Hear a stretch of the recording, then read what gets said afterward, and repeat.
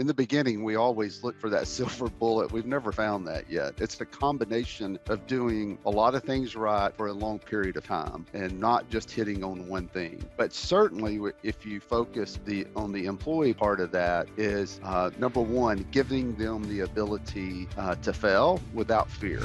Welcome to Grow Think Tank. This is the one and only place where you will get insight from the founders and the CEOs of the fastest growing privately held companies. I am the host. My name is Gene Hammett. I help leaders and their teams navigate the defining moments of their growth. Are you ready to grow? What about ownership across your company? Do you think about what it would be like if every employee took a deeper sense of ownership of their work, of the challenges and the opportunities that are available to the company? Would you grow? I believe you would. And you know that you would if people were showing up more committed and more loyal to the company. And frankly, if they had that sense of ownership that ran through them. Today, we look at it from this perspective. What would it be like to promote the entrepreneur spirit within the company? That entrepreneur spirit is a lot like ownership. I think I use them interchangeably sometimes, but promoting the entrepreneur spirit is something that I have talked about many times before, done many speeches, but I wanted to go through and see what it looks like in the real world. And so we have the co-founder of Text Request, Brian Elrod. They were really a fast growth company of this last year, and they continue to grow. They have about 30 employees. What we learned in today's episode is this, that ownership is not something that you have to be strict around. In fact, you have to be open to it. You have to be open to letting people fail. You have to be open to empowering people. You have to be open to including people. You have to be open to other elements that really help people feel a sense of connection about what they're doing. Inside this episode, Brian talks about what promoting the entrepreneur spirit within the company really looks like for them, and you can learn from that as well. What I really like about what we talk about is he said something about when people leave, they're really firing you, you're not firing them. Think about that for a second. When people leave, they're firing you, you're not firing them. Now, we'll talk about that inside the episode, so join me for that with Brian in just a second. When you think about your own journey as a leader, I want to ask you this question. Do you know what's next for you? Do you know what skills that you have to focus on to become a stronger, more powerful leader? Well, my hope is that you have a plan in front of you that's as detailed as you have for a sales plan or marketing plan or product roadmap, but you know where you're growing next. You know what's necessary to get your company to perform at a higher level so that you can lead more powerfully. Now, I don't want to tell you what that is because I think it's different for each people and their stage of growth, but one of my jobs is to help you figure out what that path looks like for you, what's getting in your own way, what your blind spots are, and you may be kind of hesitant to reach out to me, but I want to let you think about this for a second. I've spent 10 years working with leaders to help them see what they can't see for themselves, to help them grow. I've had tremendous success. I'm really proud of that, and I'd love to help you too. All you have to do is go to genehammett.com and schedule your call. We can talk about your growth of your company, leadership specifically, what leading powerfully means and what inspiring ownership across the company looks like and what gets in the way, and you'll walk away with a plan. Now, in some cases, you want me to help you with that plan. In some cases, you want to do it on your own. I'm perfectly fine with either. I would love to get to know you and help you through this. Just go to genehammett.com and schedule your call. Now, here's the interview with Brian. Brian, how are you? I'm doing great, Gene. Thank you. Excited to have you on the podcast to talk about, really what is an entrepreneur spirit inside of a company. But before we get there, I'd love for you to tell us about your company, Text Request. Sure. Text Request is a business messaging platform. We work with all size businesses so that they can control their text messaging in a professional and organized manner as a team. So that includes a lot of things, but that's essentially what we do. I want to go a little deeper there because I don't want anyone to misconstrue this. Text messaging is something that we use in different ways. Some people use it in marketing. Some people use it within the teams. What is the specific use case for your platform? So there are a lot of use cases, but essentially what we're going to do is we were founded on conversational messaging. So it's a lot more than sending out a text blast. It's really engaging with your customer, and they can even engage with you first and giving you tools so the team can easily manage that. Now, what does that mean about features? Like now you can use our text to pay. You can use our location where you can text someone and see their location, used a lot in the transportation industry. Reviews, text for reviews. We're HIPAA compliant, so you can use it inside of a medical office. We even do work in the political space and do have a feature called peer-to-peer messaging. So that's a few of those things, but really just letting businesses engage with their customers. Love it. Well, we didn't come here to talk about text messaging and the platforms and whatnot. We want to talk about your company and really how this company leads and how you interact and engage with each other. When we did research on your company, we found that not only were you a fast growth company, what was it, number 355 on this year's Inc. list? That sounds about right. Yes. I mean, just under 14,000 or 1,400% growth rate in 3 years. A lot of people wonder, how do you do that? But how would you say, what's the biggest contributing factor to your fast growth as a company? So, there's never one thing, right? In the beginning, we always look for that silver bullet. We've never found that yet. It's a combination of doing a lot of things right for a long period of time and not just hitting on one thing. But certainly, if you focus on the employee part of that, is number one, giving them the ability to fail without fear. So we assign teams and people tasks, say, hey, this is yours. You have ownership of this. Run with it. And we've done that really from day one. And, and originally we might have done that out of necessity, right? Because, there was only a few people. And as we added people, but we really have kept that as we've grown into now about 30 and with a lot of job openings. So really just allowing people to fail and have ownership of things has really led to that type of growth. I want to take that fear of failure and just talk about that. And fail without fear do you put boundaries around this, or how do you actually bring someone in? I'm sure it's probably different with a new employee as it is with someone that's a little bit more seasoned and mature. But how do you put those boundaries around it, or no boundaries? Well, we try to really put no boundaries around it. I guess the only boundaries would be cost and having communication about it. So, whatever team they're working on, whether it's marketing, support, development, they're going to have conversations with other people. So I would say there's very little boundaries around that. Now, a lot of other things have led to that type of growth, market fit, timing, luck, having a need product versus, a nice to have product. There's definitely a lot of things happening there. With COVID, obviously communication became key. A lot of businesses, went down during that time, and, we went up because people were looking for touchless communication. So I don't want to put everything on that. There's a lot of reasons, but those are some other ones. We center most of the conversation around what we're doing in leadership and culture and really the people, the employees, because that's what other people can learn from. They can't take your product and apply it to their industry and their world, but how you approach this. And I think this fear without failure, this isn't the first time I've heard this, Brian. I'm sure you're not surprised. I work mostly with fast growth companies. Most of the people who've been interviewed here are on the Inc. 5000, and they do have this kind of interesting approach to failure. And I think it comes from people like you got to where you are because you weren't afraid to try things and take some risk under calculation and under the right conditions. But you've allowed that to cascade down throughout the organization. So how do you actually get them to do that on a consistent basis? That's a great word, the risk. We definitely are fine with people taking risks because that's who I am. That's my nature, right? And really for it to cascade down, I'm not exactly sure how we do that other than we just allow for it. It's not like written on a strategic plan, like this is how we're going to do this. It just happens. Now you could probably come in and analyze it and find exactly why it's happening. I don't know, honestly, why it happens that way other than we just allow people to do it. Before we leave this moment, I want to ask you this question. What's one of the biggest benefits that you've seen? Maybe it's a new feature that has rolled out, or maybe it's a new marketing approach from this allowing your employees to fail without fear. So features definitely would be one of those. There's probably a multitude of those features by having customers in those conversations and drive those things.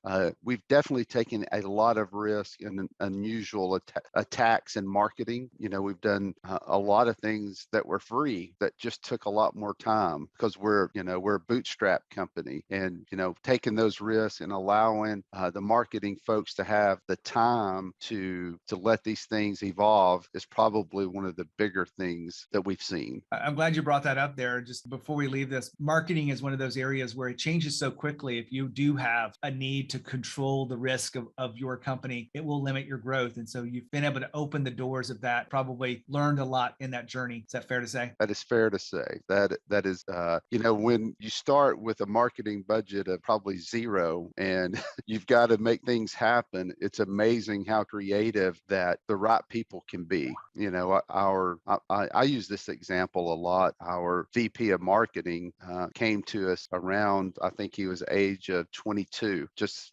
working in the financial industry. So he was a huge risk that we took, but we really all we could afford. But he took he took that opportunity. He educated himself at every opportunity and has done an amazing job becoming a senior marketing person to this point, and coming up with a lot of these concepts and ideals and risks. And of course, now we have a marketing team of 7 or so, and all of them kind of take that same approach, and it's been very beneficial to us. Now, Brian just talked about failing without fear. Now, when I see this play out inside of organizations, there's a hesitancy to embracing this because people need lots of boundaries. They feel like they need lots of rules. And in some cases they do, but too many rules really kills innovation and kills the sense of empowerment that you really want to foster inside of people. And failure is just a part of the journey. I mean, if you think about your path to get to where you are today, did you avoid failure, or did it teach you lessons that you were able to learn from and able to pivot your company or able to push forward to become the confident, courageous person that you are today? My hope is that you can be honest with yourself and say failure was a part of my journey. It's part of the path. And that if you rob your employees of not allowing that, then you aren't really developing them to the highest degree, the way you really should develop them as leaders, which is allowing them to fail and learn from those failures and keep moving. Now, you want to keep those failures on the low side. You want to make sure that they are manageable. You're not taking a risk that's going to kill the company. That is very horrible to think about, I know. But you want to make sure that these failures are something that you can embrace and let people know that across the organization. Back to Brian. Perfect. We came here to talk about this whole bit of entrepreneur spirit. I think we got to go up a level or two, because the fear of failure or having failure without fear is a part of that entrepreneur spirit. So where do you get this concept of embracing and promoting the entrepreneur spirit in your company? So where does it come from? Is that the question? Yep. Well, I mean, I think it's just woven in the fabric from the founders, and there's 3 of us that that put that into the next level of folks that started, and they've put it. It's just rolled down from the top over a long period of time. We haven't. I think the last employee that left our organization was in 2016. So it's been 5 years. And when you start having that type of consistency, you really start seeing, benefits. And one time I had someone, tell me that when an employee leaves, they're firing you. You're not firing them. And, that's kind of always stuck with me, that we want to be the best place to work at. So there's no one thing. There's so many topics that weave into every single thing. I mean, I can point a few out, but that's probably one of those as well. Now, Brian just said something really incredible that I want to put a spotlight on for you. And he said this: when an employee leaves, they're really firing you, not you're firing them. What I take away from that is something that I've heard many times before. We've read the data that people don't leave companies because the company is not a good company. They leave companies because of their direct manager. And if you are leading a company that really promotes people and growth, you want to make sure that you are the leader they deserve. What that looks like really is, are you having the conversations with them to give them feedback? Are you supporting them and recognizing? Or are you just so heads down into the work that you don't have time for those things? Well, if you really step back and think about it, and the people that are leaving the organization are firing you because you failed them to really create a space for them to excel. Now, again, some people are not a good fit, and we just have to find that out. But in many cases, the people around you, or maybe it's you directly, are the reason that people are leaving. And you really want to look at that, find those blind spots and address them, because it will keep happening and it'll be a very expensive lesson to learn. Just think about those words as you carry on and become a stronger leader, a more powerful leader. Now back to Brian. Well, when you talked about this before, you talked about this getting people to take ownership. And I'm playing around with the concepts of this. I've been doing speeches about this for a few years. Why do you want your people to take ownership? Because I think it's very different than taking responsibility for their work, because ownership is a deeper level of commitment. Would you agree? Yeah, and I think it's because when they own it, it's something that is deeply personal to them. When they're at the gym, they may be thinking of ways to improve on it, or when they first wake up, when they really have the ownership of it instead of the responsibility of it, you're really going to get a deeper dive in looking at every corner and finding opportunities. Essentially, I think that's what you're going to see. Is there any kind of phrasing or any way that you consistently talk about this? Because I know that when we delegate within our team, one of the things I will say is, so now that we've looked at this, do you feel like you can own this as it moves forward? And they will tell me yes or no. Do you guys use any phrasing like that? No, obviously we have conversations about it and we do it by department. We still to this day have a Monday, morning team meeting with the entire company. And each department at that point lets the entire company know what's happening.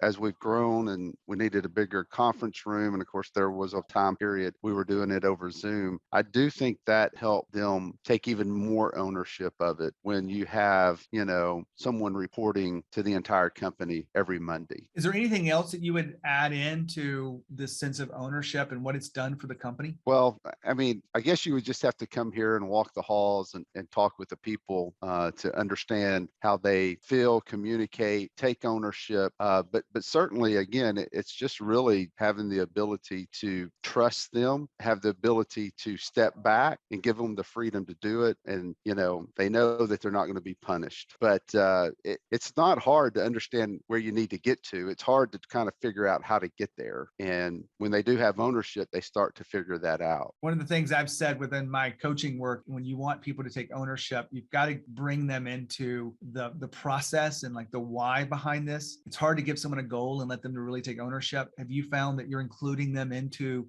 looking at the problems at a deeper level so that they actually have that feeling inside of them that they're going to figure out the solution? Yeah, without question. And I guess some of these things are just so second nature. I don't know how you go about trying to get someone to solve it if they were not at that level of the conversation. So Yeah. absolutely, they would be involved in all of that. I'm kind of curious, what have we missed on this conversation? We've been talking about, failing without fear. We talked about this sense of ownership. The whole big topic is around this entrepreneur spirit.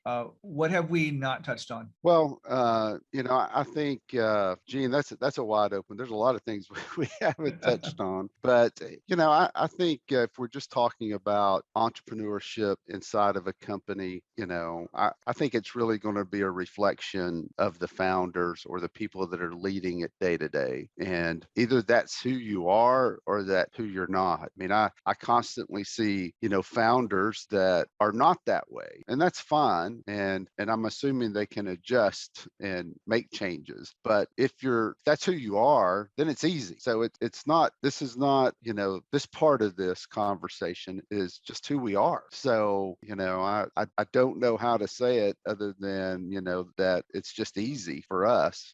Part of my job and the curiosity behind this comes from just looking at fast growth companies and what makes them tick. And more often than not, the fast growth companies have this same view and they haven't been able to put it into words. So you're not alone at all, Brian. Okay, good. But my job is to codify that. And I can tell you that the main things that come out of this are mission and vision, right? So the mission has to be alignment with who they are, what they want to be a part of. And that's a big part of ownership. Also the vision, they've got to buy into what we're doing together and want to do this as a team, not just in an individual collecting a paycheck. So that's part of it. There's empowerment of course, because no one takes ownership without feeling empowered. And I'm adding a few things in here just because we haven't been able to talk about everything, but I've been doing so many interviews. This puts it in context. There's inclusion, transparency, a growth, like a skill set growth, and then also that mindset. It's a two-way street to take ownership. I'm sure you probably wouldn't disagree with any of the things I just talked about in this journey of entrepreneur spirit and ownership. No, I mean, all of those things,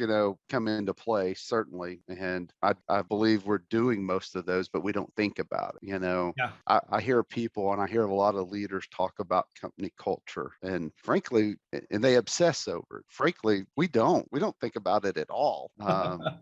So I just know that I want people to enjoy coming to work, and I want to enjoy coming to work every day. And that's what we try to strive for. But, I've never understood the obsession behind that. It's just, to me, the way it should be. Now, I've had the unfortunate or maybe fortunate of working in some really bad situations because I was like you. I spent 10 years in the corporate world and working for a lot of big organizations. Luckily enough, during that time, got to be involved in multiple corporate startups, but, had really bad reports and CEOs and hours and office environments. And when I first became an entrepreneur in 2000, I was like, it'll never be like that again. That'll never happen again. I guess, I haven't put a tie on since then. Just a lot of things. And maybe I did that subconsciously or not, but we don't think about that a lot. You are unique in that sense because I think people do think about culture, but if it works for you, I wouldn't say change it. Brian, I really appreciate you being here on the show and sharing your journey of leadership and growth with our audience. Hey, thank you for having me, Gene. Let me reflect back what I've just taken away from this. Hopefully this will help you become a better leader. If you want your employees to take a sense of ownership and have this entrepreneurial spirit, then you've got to look at some things. One of them is that your attraction or your risk tolerance is when it comes to failure. And fast growth companies tend to lean toward it's okay to fail. We're going to fail fast and we're going to move forward. And that's what I kept hearing from Brian. Beyond that, including people into the process, into the conversation, so that they're willing to take ownership of the challenges in front of them and willing to find their way forward, find new opportunities. All of that, I think, is very modern, mature leadership. And hopefully you'll see that too in today's conversation, and it'll help you become a better leader. Now, one of the things I also know that will help you is if you had a conversation with me about what's getting in the way of your leadership, what is the real thing that you need to let go of? Maybe it's unlearn. Maybe you need to stop doing certain things in order for your company to unleash this growth. My job is to help you figure out what that is. You can keep listening to the show, or you can get on the phone with me, and I'd love to talk to you about your job and growth as a leader. Just go to genehammett.com. You can schedule your call absolutely free. I'm here to serve you and really help you become a stronger leader. When you think of growth and you think of leadership, think of Growth Think Tank. As always, lead with courage. We'll see you next time.